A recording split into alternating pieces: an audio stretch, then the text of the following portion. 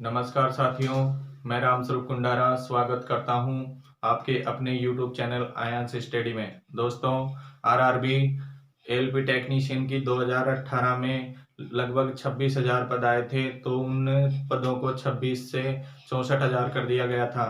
तो इस बार 2023 में भी एलपी टेक्नीशियन के लगभग 70,000 पद आने की प्रबल संभावना है।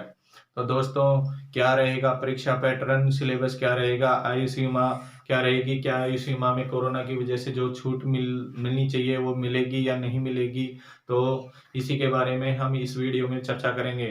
तो दोस्तों, अगर ये वीडियो आपको पसंद आता है तो मेरे चैनल को सब्सक्राइब कीजिए, वीडियो को लाइक कीजिए और अपने दोस्तों तक शेयर कीजिए। तो दोस्तों, शुरू करते हैं।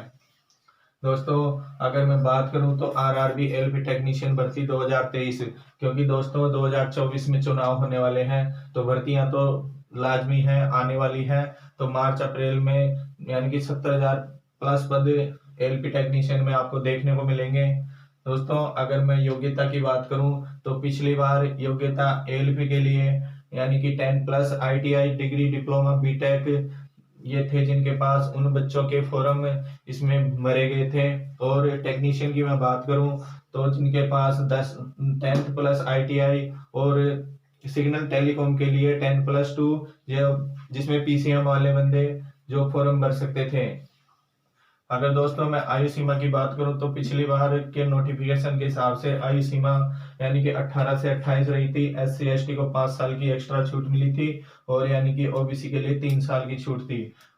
लेकिन दोस्तों, इस साल कोरोना की वजह से आपको 2 साल एक्स्ट्रा छूट मिलने की ये भी प्रबल संभावना है कि आपको 2 साल की एक्स्ट्रा छूट मिलेगी। यहाँ मैं परीक्षा पैटर्न की बात करूं तो परीक्षा पैटर्न पिछले साल यानी कि CBT 1 हुआ था, CBT 2 हुआ था, फिर उसके बाद में साइको हुआ था। तो CBT 1 में क्या क्या पूछा गया था? मैथ के 20 क्वेश्चन थे, रीजनिंग के 25 क्वेश्चन थे और साइंस के 20 क्वेश्चन थे। उसके बाद जीके और करंट अफेयर्स के लगभग 10 क्वेश्चन पूछे गए थे। तो सारे क्वेश्चन की बात करूं तो टोटल 75 क्वेश्चन पूछे गए थे और टाइम 60 मिनट का टाइम था।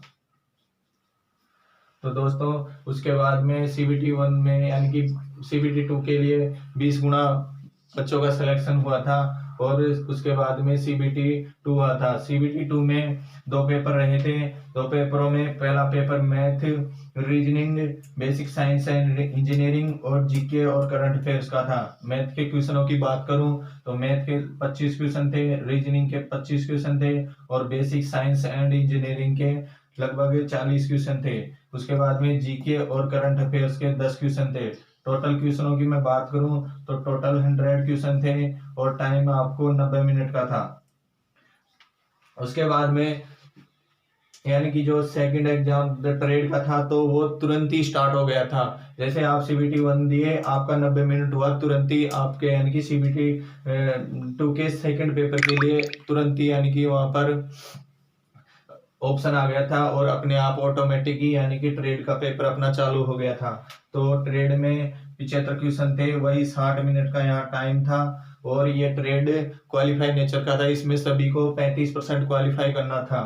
तो इसके बाद में CBT 2 हो गया। CBT 2 में यानी कि साइको के लिए 8 गुना बच्चों का सिलेक्शन हुआ था। जिन बच्चों का साइको क्वालिफाई हो गया था उनको एनुअल मेरिट बनी थी। फिर यानी कि साइको के 30% थे और CBT 2 के पार्ट फर्स्ट का जो था उसके 70% थे।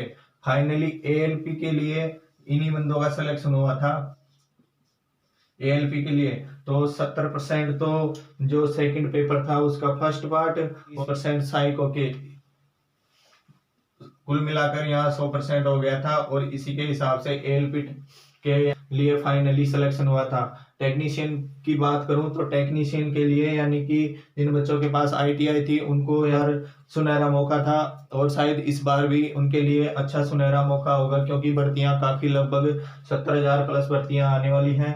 तो यानी कि साइको के बाद में जो LP के लिए जिनका सिलेक्शन हो गया था और जो बच्चे रह गए थे जिनका टेक्नीशियन में सिलेक्शन होना था उनको उनका फाइनली सिलेक्शन सीबीटी 2 के पार्ट फर्स्ट के हिसाब से हुआ था।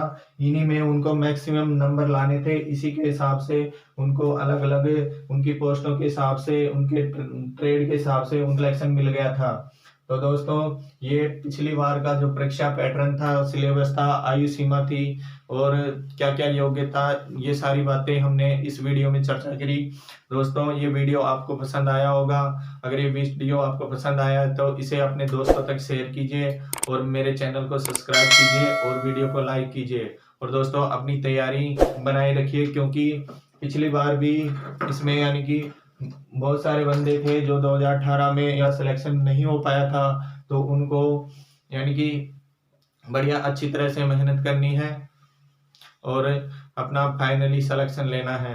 दोस्तों, इस बार तो फाइनली आपको सिलेक्शन लेना ही है। जो बच्चे नए हैं उनको भी मैं बताना चाहूँगा कि वो भी एक हिसाब से और अपनी बढ़िया रूटीन और बढ़िया तरीके से अपनी पढ़ाई को जारी रखें, ताकि उनका भी फाइनल सिलेक्शन हो पाए।